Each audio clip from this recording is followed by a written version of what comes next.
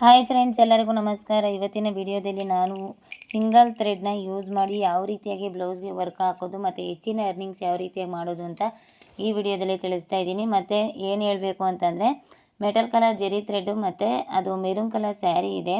ಎರಡು ಕಲರೂ ಒಂಥರ ನೇರಳೆನ್ ಕಲರ್ ಸ್ಯಾರಿ. ಅದು ಎರಡು ಕಲರನ್ನು ಯೂಸ್ ಮಾಡಿ ನಾನು ವರ್ಕ್ ಅನ್ನೋದನ್ನ ಹಾಕ್ತಾಯಿದ್ದೀನಿ. ತುಂಬ ಚೆನ್ನಾಗಿ ಬರ್ತಾಯಿದೆ ಅದು ಡಿಸೈನು. ನನಗಂತೂ ಸಖತ್ ಇಷ್ಟ ಆಯಿತು. ಕಸ್ಟಮರು ಕೂಡ ತುಂಬಾ ಇಷ್ಟಪಟ್ಟರು. ಯಾರ್ಯಾರಿಗೆ ನಮ್ಮ ವಿಡಿಯೋ ಇಷ್ಟ ಆಗುತ್ತೋ ಅವರು ದಯವಿಟ್ಟು ಲೈಕ್ ಮಾಡಿ, ಶೇರ್ ಮಾಡಿ, ಸಬ್ಸ್ಕ್ರೈಬ್ ಆಗೋದನ್ನ ಮರಿಬೇಡಿ. ಮತ್ತು ಎಲ್ಲ ಕಡೆ ನಮ್ಮ ವೀಡಿಯೋಸ್ನ ಸೆಂಡ್ ಮಾಡಿ. ಯಾಕಂದರೆ ನಾವು ಮಾಡ್ತಾ ಇರುವಂಥ ಡಿಸೈನ್ನ ಅವರು ನೋಡಿ ಕಲೀಲಿ. ಮತ್ತು ಮಷಿನ್ ಎಂಬ್ರಾಯ್ಡ್ರಿ ತುಂಬ ಫೇಮಸ್ ಆಗಲಿ ಅವರು ಅಂತ ಹೇಳೋಕ್ಕೆ ಇಷ್ಟಪಡ್ತೀನಿ. ಓಕೆನಾ? ನೋಡಿ, ಈ ಡಿಸೈನು ತುಂಬ ಚೆನ್ನಾಗಿದೆ.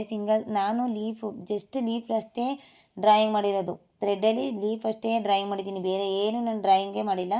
ಲೀಫ್ ಅಷ್ಟೇ ಡ್ರಾ ಮಾಡ್ಕೋತಾ ಹೋದೆ. ಅದು ತುಂಬ ಚೆನ್ನಾಗಿ ಬಂತು. ಅವರು ಸಿಂಪಲ್ಲಾಗಿರಲಿ, ನೋಡೋಕ್ಕೆ ಲುಕ್ಕು ಹೆವಿ ಲುಕ್ ಬರಲಿ ಅಂತ ಹೇಳಿದರು. ನಾನು ಇದು ಸಿಂಗಲ್ ಕಲರ್ನ ಗ್ರೀನು ಮತ್ತು ನೇರಳೆನ್ ಕಲರು ಮತ್ತು ಮೆಟಲ್ ಕಲರು ಮೂರನ್ನು ಯೂಸ್ ಮಾಡಬೇಕು.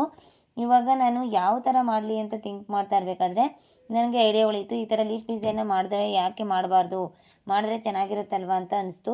ಆಮೇಲೆ ನಾನೇನು ಮಾಡಿದೆ, ಆ ಲೀಫ್ನ ತುಂಬ ತಿಕ್ಕಾಗಿ ಫಿಲ್ಲಿಂಗ್ ಕೊಡ್ತಾ ಹೋದೆ. ತುಂಬ ತಿಕ್ಕಾಗಿ ಫಿಲ್ಲಿಂಗ್ ಕೊಡ್ತಾ ಹೋಗ್ತಾ ಅದು ತುಂಬ ಫಿನಿಶಿಂಗ್ ಅನ್ನೋದನ್ನ ಕೊಡ್ತು.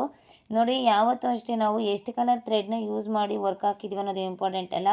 ನಾವು ಎಷ್ಟು ಕಲರ್ ಆದರೂ ಥ್ರೆಡ್ ಯೂಸ್ ಮಾಡಿರಲಿ, ನಾವು ಹಾಕಿರುವಂಥ ವರ್ಕು ತುಂಬ ಚೆನ್ನಾಗಿರಬೇಕು, ನೋಡೋಕ್ಕೆ ಲುಕ್ ಕಾಣಬೇಕು. ಓಕೆನಾ? ತುಂಬ ಚೆನ್ನಾಗಿರಬೇಕು, ನೋಡೋಕ್ಕೆ ಲುಕ್ಕು ಇರಬೇಕು, ಫಿನಿಶಿಂಗ್ ಅನ್ನೋದು ಇರಬೇಕು. ಫಿನಿಶಿಂಗ್ ಅನ್ನೋದು ಔಟ್ ಆಗಬಾರ್ದು. ಓಕೆನಾ? ತುಂಬ ಜನ ಇಷ್ಟಪಟ್ಟರು. ಸ್ಲೀವ್ಗೂ ಅಷ್ಟೇ ಡಿಸೈನ್ ತುಂಬ ಚೆನ್ನಾಗಿ ಬಂದಿದೆ.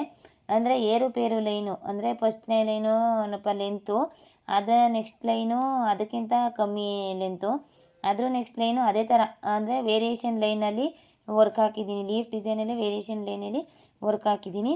ನೋಡಿ, ನಾನು ಯಾವಾಗಲೂ ಅಷ್ಟೇ ಕಾರ್ಬನ್ ಪೇಪರು ಮತ್ತು ಟ್ರೇಸಿಂಗ್ ಪೇಪರು ಆ ಥರ ಎಲ್ಲ ಏನು ಯೂಸ್ ಮಾಡಲ್ಲ ಸಹಜವಾಗಿ. ಯಾಕಂದರೆ ಬ್ಲೌಸೆಲ್ಲ ತುಂಬ ಗಲೀಜಾಗುತ್ತೆ ಅಂತ ಒಂದು ನ್ಯಾಕಲ್ಲಿ ನಾನು ಎಂಬ್ರಾಯ್ಡ್ರಿ ಮಾಡ್ತಾ ಹೋಗ್ತೀನಿ. ಅದು ಏನಂದರೆ ಸುಮ್ಮನೆ ಸ್ಯಾಂಪಲ್ಗೋಸ್ಕರ ನಾನು ಲೈಟಾಗಿ ಪೆನ್ಸಿಲಲ್ಲಿ ಡ್ರಾ ಮಾಡ್ಕೋತೀನಿ ಎಂಬ್ರಾಯ್ಡ್ರಿ ಡಿಸೈನ್ನ ಪೆನ್ಸಿಲಲ್ಲಿ ಲೈಟಾಗಿ ಡ್ರಾ ಮಾಡ್ಕೋತೀನಿ ಅಷ್ಟೇ. ಅದು ಬಿಟ್ಟರೆ ಬೇರೆ ನಾನು ಏನು ಇದು ಮಾಡೋಕ್ಕೆ ಹೋಗಲ್ಲ. ಏನು ಕಾರ್ಬನ್ ಪೇಪರು, ಟ್ರೇಸಿಂಗ್ ಪೇಪರ್ದೆಲ್ಲ ಏನು ಯೂಸ್ ಮಾಡೋಕ್ಕೆ ಹೋಗಲ್ಲ. ಅದೆಂಥ ಡಿಸೈನೇ ಆಗಿರಲಿ. ಯಾಕಂದರೆ ಅದೆಲ್ಲ ಯೂಸ್ ಮಾಡಿದ್ರೆ ತುಂಬ ಬ್ಲೌಸ್ ಫಿನಿಶಿಂಗ್ ಹಾಳಾಗುತ್ತೆ. ಅದು ಟ್ರಿಕ್ಸ್ ಸಮೇತ ನಾವು ಮಾಡಬೇಕು. ಟ್ರಿಕ್ಸ್ ಇಲ್ಲದೆ ಮಾಡಿದ್ರೆ ಸುಮ್ಮನೆ ಅದು ಫಿನಿಶಿಂಗ್ ಎಲ್ಲ ಔಟ್ ಆಗಿಬಿಡುತ್ತೆ ಅಂತ ಅಂದ್ಬಿಟ್ಟು ನಾನು ಆ ಥರ ಮಾಡಿದ್ದೀನಿ. ಓಕೆನಾ? ನೀವು ಅಷ್ಟೇ ಈ ರೀತಿಯಾದ ಡಿಸೈನ್ಸ್ ಎಲ್ಲ ಕಸ್ಟಮರ್ಗೆ ಹಾಕ್ಕೊಡಿ. ಹೆಚ್ಚಿನ ಅರ್ನಿಂಗ್ಸ್ ಅನ್ನೋದನ್ನ ಮಾಡಿ. ತುಂಬ ಫ್ಯೂಚರ್ ಇದೆ ಎಂಬ್ರಾಯ್ಡ್ರಿಲಿ. ಯಾಕಂದರೆ ಎಂಬ್ರಾಯ್ಡ್ರಿ ನಾವು ಮಾಡ್ತಾ ದಿನೇ ನಾವು ಪ್ರಾಕ್ಟೀಸ್ ಮಾಡ್ತಾ ಹೋದರೆ ಎಂಬ್ರಾಯ್ಡ್ರಿ ಅನ್ನೋದು ಫಿನಿಶಿಂಗ್ ತುಂಬಾ ಚೆನ್ನಾಗಿ ಬರುತ್ತೆ. ನಾವು ಡೈಲಿ ಒಂದೊಂದು ಡಿಸೈನ್ನ ಹಾಕ್ತಾಯಿರ್ತೀವಿ. ನಾನಂತೂ ಕಸ್ಟಮರ್ ಬಂದೇಟ್ಗೆ ನಾನು ಏನು ಮಾಡ್ತೀನಿ ಅಂದರೆ ಹೊಸ ಡಿಸೈನ್ನೇ ಸೆಲೆಕ್ಟ್ ಮಾಡಿ ಇಟ್ಬಿಟ್ಟಿರ್ತೀನಿ. ಅವ್ರು ಬಂದೇಟ್ಗೆ ಆ ಡಿಸೈನ್ಸ್ಗಳನ್ನ ತೋರಿಸ್ತೀನಿ. ಆ ಡಿಸೈನ್ಸು ಏನಪ್ಪ ಅವ್ರಿಗೆ ಮನ ತಟ್ಟಬೇಕು, ಆ ಥರ ಡಿಸೈನ್ಸು ಸ್ಕ್ರೀನ್ಶಾಟ್ ಹೊಡೆದು ಇಟ್ಕೊಂಡಿರ್ತೀನಿ. ಪ್ರತಿಯೊಬ್ಬರಿಗೂ ಒಂದೇ ಥರ ಡಿಸೈನ್ ಮಾಡಲ್ಲ. ತುಂಬ ಶಾರ್ಟ್ ಟೈಮ್ ಇದೆ, ತಡೆಯೋರಿಗೆ ಬೇರೆ ಡಿಸೈನ್ ಹಾಕೋಣ ಮಾಡೋಣ ಅಂತ ಏನಿಲ್ಲ. ಅವ್ರಿಗೂ ಕೂಡ ನಾನು ಡಿಫ್ರೆಂಟ್ ಆಗಿರೋ ಡಿಸೈನ್ಸ್ನೇ ಟ್ರೈ ಮಾಡ್ತಾ ಇರ್ತೀನಿ. ಯಾಕಂದರೆ ನಾವು ಹೆಚ್ಚಿನ ಪ್ರಾಕ್ಟೀಸ್ ಮಾಡ್ತಾ ಹೋದಲ್ಲಿ ನಮಗೆ ಫಿನಿಶಿಂಗ್ ಅನ್ನೋದು ನೀಟಾಗಿ ಬರುತ್ತೆ ಮತ್ತು ಚೆನ್ನಾಗೂ ಬರುತ್ತೆ. ಅದಕ್ಕೋಸ್ಕರ ನಾನು ಏನು ಮಾಡ್ತೀನಿ ಅಂದರೆ ತುಂಬ ಟ್ರೈ ಮಾಡ್ತಾ ಇರ್ತೀನಿ. ಡಿಸೈನ್ಸ್ಗಳನ್ನೆಲ್ಲ ತುಂಬ ಟ್ರೈ ಮಾಡ್ತಾ ಇರ್ತೀನಿ. ಓಕೆನಾ? ತುಂಬ ಚೆನ್ನಾಗಿ ಬರಬೇಕು ಆ್ಯಕ್ಚುಲಿ. ಅದಕ್ಕೋಸ್ಕರ ನಾನು ತುಂಬಾ ಎಫರ್ಟ್ ಹಾಕ್ತಾ ಇರ್ತೀನಿ. ಆ ಡಿಸೈನ್ ಮಾಡೋಕ್ಕೆ ತುಂಬ ಟೈಮ್ ತೊಗೋಬೋದು ಸ್ಟಾರ್ಟಿಂಗು. ಬಟ್ ಆದರೆ ನಮ್ಗೆ ಪ್ರಾಕ್ಟೀಸ್ ಆಗ್ತಾ ಹೋಗುತ್ತಲ್ವ, ಅದಕ್ಕೋಸ್ಕರ ನಾನು ಏನು ಮಾಡ್ತೀನಿ ಅಂದರೆ ತುಂಬ ಡಿಫ್ರೆಂಟಾಗಿ ಡಿಸೈನ್ಸ್ನೆಲ್ಲ ಟ್ರೈ ಮಾಡ್ತಾ ಹೋಗ್ತೀನಿ. ನೀವು ಅಷ್ಟೇ ಇದೇ ರೀತಿಯಾಗಿ ಪ್ರಾಕ್ಟೀಸ್ ಮಾಡ್ತಾ ಹೋಗಿ. ನಿಜವಾಗ್ಲೂ 100% ಸಕ್ಸಸ್ ಆಗೇ ಆಗ್ತೀರಾ. ಓಕೆನಾ?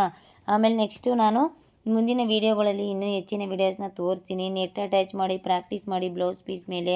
ಮತ್ತು ನೀವು ವರ್ಕ್ ಅನ್ನೋದನ್ನ ಕಲಿಬೇಕು ಅಂತಂದರೆ ನೀವು ಏನು ಮಾಡಬೇಕು ಅಂದರೆ ಹೆಚ್ಚಿನ ಪ್ರಾಕ್ಟೀಸ್ ಮಾಡಬೇಕು. ಹೆಚ್ಚಿನ ಪ್ರಾಕ್ಟೀಸ್ ಮಾಡಿದ್ರೆ ಯಾವುದೇ ಥರದ ಡಿಸೈನ್ ಕೊಟ್ಟರು ಕೂಡ ನೀವು ಮಾಡೇ ಮಾಡ್ತೀರಾ ಅನ್ನೋ ಕಾನ್ಫಿಡೆನ್ಸ್ ನಿಮ್ಗೆ ಬರುತ್ತೆ.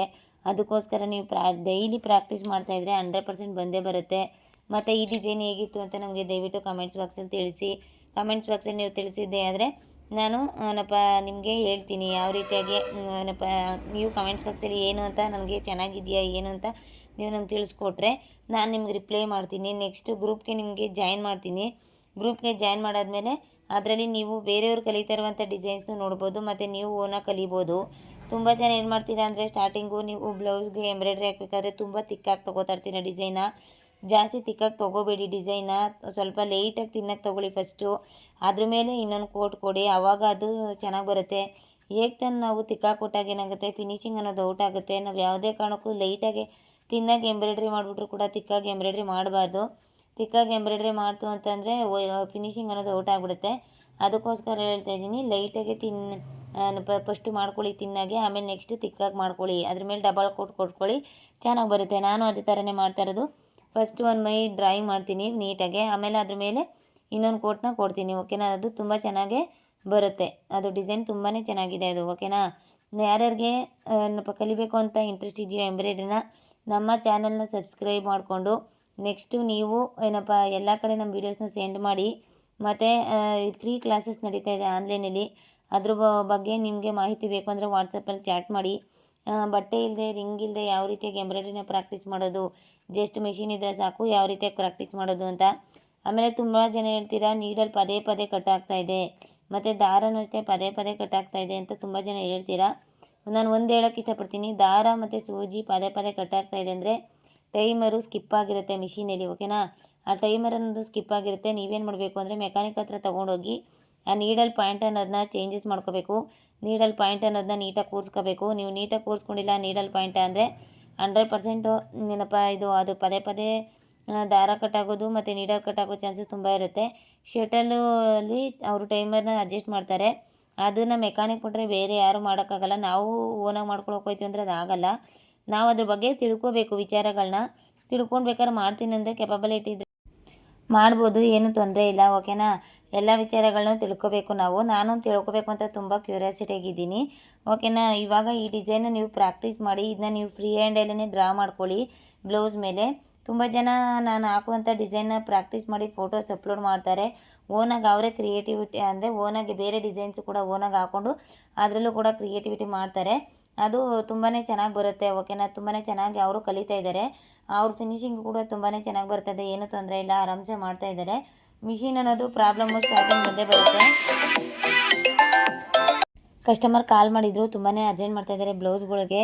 ನಾನು ಒಬ್ಬಳೇ ಮಾಡಬೇಕು ಇಲ್ಲಿ. ನನಗಂತೂ ತಲೆ ಕೆಡ್ತಾ ಇದೆ, ಯಾವ ಬ್ಲೌಸ್ ಮಾಡಲಿ, ಯಾವ ಬ್ಲೌಸ್ ಬಿಡಲಿ, ಯಾವ ಬ್ಲೌಸ್ ಗೆಮ್ಮಿಂಗ್ ಮಾಡಲಿ. ಸಿಟಿಯವ್ರು ಬೇರೆ ಬ್ಲೌಸ್ಗಳು ಕೊಡ್ತಾಯಿದ್ದಾರೆ, ಅವ್ರು ಗೆಮ್ಮಿಂಗ್ ಮಾಡಬೇಕು, ಹುಕ್ಸ್ ಹಾಕಬೇಕು, ಕಾಜಾ ಮಾಡಬೇಕು, ಬ್ರಾಪಟ್ಟೆ ಬಟನ್ಸ್ ಹಾಕಬೇಕು, ಎಲ್ಲನೂ ಮಾಡಬೇಕು. ಇಲ್ಲಿ ಹಳ್ಳಿಲಾದರೆ ಅವೆಲ್ಲ ಏನೂ ಮಾಡಿಸ್ಕೊಳ್ಳಲ್ಲ, ಜಸ್ಟ್ ಪೈಪಿಂಗ್ ಒಂದು ಇಟ್ಟರೆ ಆಯಿತು.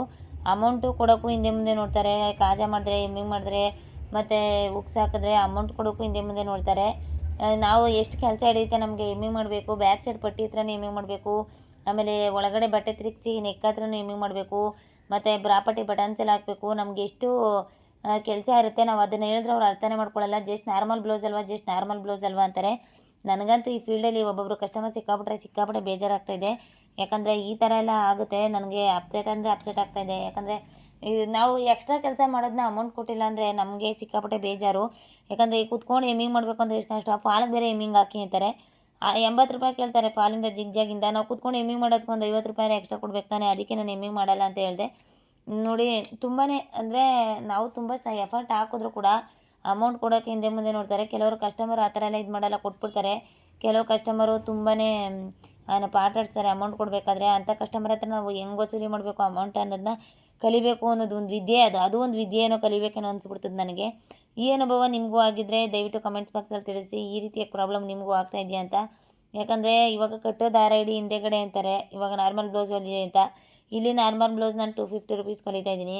ಕಟ್ಟೋ ದಾರ ಮಡಗಿ ಅಂತ ಹೇಳ್ತಾರೆ. ಕಟ್ಟೋ ದಾರನ ನಾವು ಹಿಂದೆಗಡೆ ಮಡಗಿದಾಗ ನಮ್ಗೆ ಎಷ್ಟು ಟೈಮ್ ಹಿಡಿಯುತ್ತಲ್ವಾ, ಲೂಪಲ್ಲೆಲ್ಲ ತಿರುಗಿಸ್ಬೇಕು, ಎಲ್ಲ ಮಾಡಬೇಕು. ಅದಕ್ಕೆ 50 ರೂಪಾಯಿ ಎಕ್ಸ್ಟ್ರಾ ಕೊಡಿ ಅಂದರೆ ನಿಜವಾಗ್ಲೂ ಕೊಡಲ್ಲ. ಈ ದಾರಕ್ಕೆ ಏನಕ್ಕೆ 50 ರೂಪಾಯಿ, ಹಂಗೆ ಮಾಡಿದ್ರಾಗತ್ತೆ ಅಂತಾರೆ. ಆದರೆ ನಮ್ಗೆ ಎಷ್ಟು ಟೈಮ್ ಹಿಡಿಯುತ್ತಲ್ವಾ, ಜಸ್ಟ್ ನಾರ್ಮಲ್ ಬ್ಲೌಸ್ನ ಸ್ಟಿಚ್ ಮಾಡಿಬಿಟ್ಟು ಹಾಕ್ಬಿಟ್ರೆ ಸಾಕು. ನಾವು ಇವಾಗ ಅದಕ್ಕೆ ಕಾಜಾ ಮಾಡಬೇಕು ಅಂದರೆ ಎಷ್ಟು ಟೈಮ್ ತಗೊಳುತ್ತೆ. ಒಂಚೂರು ಕಾಜಾ ಮಾಡಿಬಿಡಿ ಬ್ಲೌಸ್ಗೆ ಅಂತ ಹೇಳ್ಬಿಟ್ಟು ಹೊಟ್ಟಿರ್ತಾರೆ. ಕಾಜಾ ಮಾಡಬೇಕು ಅಂದರೆ ನಮ್ಗೆ ಎಷ್ಟು ಕಷ್ಟ. 50 ರೂಪಾಯಿ ಎಕ್ಸ್ಟ್ರಾ ಕೊಡಿ ಅಂದರೆ ಕೊಡಲ್ಲ. ಈಗ ಏನು ಮಾಡಬೇಕು ನನಗೊಂದು ಅದೇ ನನಗೆ ಗೊತ್ತೈತೆ ಇಲ್ಲ, ತಲೆ ಕೆಡಕ್ಬಿಟ್ಟದೆ ಈಗ. ಯಾಕಂದರೆ ಈ ಥರ ಎಲ್ಲ ಆದಾಗ ನಾನು ಯಾವ ರೀತಿಯಾಗಿ ಇವ್ರ ಹತ್ರ ಅಮೌಂಟ್ ಅನ್ನೋದನ್ನ ಹೆಚ್ಚಿಗೆ ಈಸ್ಕೊಳ್ಳಿ ಅನ್ನೋದೇ ಇವಾಗ ನನಗೆ ತಿಳಿತಾ ಇಲ್ಲ. ಯಾಕಂದರೆ ಇವಾಗ ನಾನು ಕಲಿಯೋದು ಇನ್ನೂ ತುಂಬ ಇದೆ. ಟೈಲರಿಂಗ್ ಫೀಲ್ಡಲ್ಲಿ ಪ್ರಾಕ್ಟೀಸ್ ಮಾಡೋದನ್ನ ಕಲಿತೆ. ಈಗ ಕಸ್ಟಮರ್ ಹತ್ರ ನಾನು ಅಮೌಂಟ್ ವಸೂಲಿ ಮಾಡೋದು ಕಲಿಬೇಕು, ಆ ಥರ ಆಗ್ಬಿಟ್ಟದೆ. ಯಾಕಂದರೆ ಪರಿಸ್ಥಿತಿ ಹಂಗಿದೆ ಬಿಡಿ. ಯಾಕಂದರೆ ಅವರು ಕೇಳುವಷ್ಟು ಅಮೌಂಟಿಗೆ ನಾವು ಈಸ್ಕೊತಾ ಇದ್ದರೆ ಅವ್ರು ಹಂಗೆ ಕೇಳ್ತಾ ಇರ್ತಾರೆ. ಏನೋ ಮಾಡಿ ಚೇಂಜಸ್ ಮಾಡಬೇಕು ಇದನ್ನ ಅಮೌಂಟ್ ಮಾತ್ರ. ನೋಡಿ, ಡಿಸೈನ್ ಎಲ್ಲ ಫಿನಿಶ್ ಆಯಿತು. ಬ್ಯಾಕಲ್ಲಿ ಸ್ಮಾಲ್ ಬುಟ್ಟ ಡಿಸೈನ್ ಇಡ್ತಾಯಿದ್ದೀನಿ. ಚೆನ್ನಾಗಿ ಬರ್ತಾಯಿದೆ ಬುಟ್ಟ ಡಿಸೈನ್ ಎಲ್ಲ. ಮತ್ತು ಏನಪ್ಪ ಫ್ಲವರ್ ಇತ್ತಲ್ಲ, ಫ್ಲವರ್ ಮೇಲೇ ಆ ಸ್ಮಾಲ್ ಬುಟ್ಟಾನ ಇಡ್ತಾಯಿದ್ದೀನಿ. ಆ ಫ್ಲವರ್ ಮೇಲೇ ಸ್ಮಾಲ್ ಬುಟ್ಟ ಡಿಸೈನ್ ಇಟ್ಟು ಮತ್ತು ಕೆಳಗಡೆ ಎಕ್ಸ್ಟ್ರಾ ಥ್ರೆಡ್ ಇತ್ತಲ್ವ, ಆ ಥ್ರೆಡ್ನೆಲ್ಲ ನಾನು ಕಟ್ ಮಾಡ್ತಾಯಿದ್ದೀನಿ. ನೋಡಿ ಫೈನಲ್ ಲುಕ್ ಈ ಥರ ಬಂದಿದೆ. ತುಂಬಾ ಇಷ್ಟ ಆಯ್ತು ನನಗೆ. ಸ್ಲೀವ್ ಡಿಸೈನ್ ಈ ಥರ ಮಾಡಿದ್ದೀನಿ. Thank you so much. I love you. Bye bye.